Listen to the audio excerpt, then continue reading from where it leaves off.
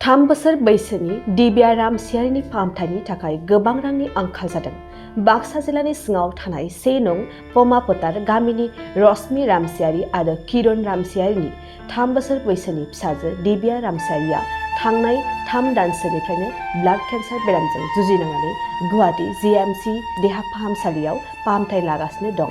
नखरनि सुबुंफोरा फोरमायनाय बायदिब्ला दिब्या रामसियारिखौ जीएमसीनि देहा फाहामगिरिफोरा मोजां फाहामथायनि थाखाय आसामनि बाहेरायाव लांनो बिथोन होदों होननानै बुंथिदों। मख'जाथावदि दिब्या रामसियारिनि बिमा-बिफाया थांनाय दान मोनथामाव नखराव जा रां दंमोन आरो जा एसे हा दंमोन बेखौबो बन्दक दोननानैब्लाबो फिसानि फाहामथायखौ होदोंमोन। नाथाय दुखु गोनां बाथ्रा, दायो दिब्या रामसियारिखौ आसामनि बाहेरायाव लांनानै मोजांसिन फाहामथाय होनो देहा फाहामगिरिया बिथोन होनायलाय गोबां रांनि आंखाल नुजाथिदों। बेनिखायनो दिब्या रामसियारिनि बिमा-बिफाया रायजो राजाफोरनियाव जा एसे हायो रांनि अनसुंथाइ हरनो खावलायहरदों। लोगोसे बिटिसि सरकारनि गाहाय मावफुं सोद्रोमा प्रमद बर'निसिम रांनि अनसुंथाइ होनो खावलायहरदों। थारैनो नोंथांनि एसे रांनि मददानो 3 बोसोर बैसोनि दिब्या रामसियारिनि जिउखौ रैखा खालामनो हागौ।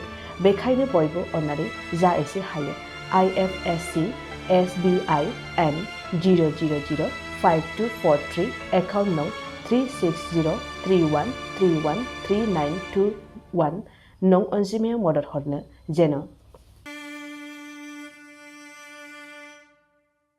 3 बोसोर बैसोनि दिब्या रामसियारिनि फाहामथायनि थाखाय गोबां रांनि आंखाल जादों।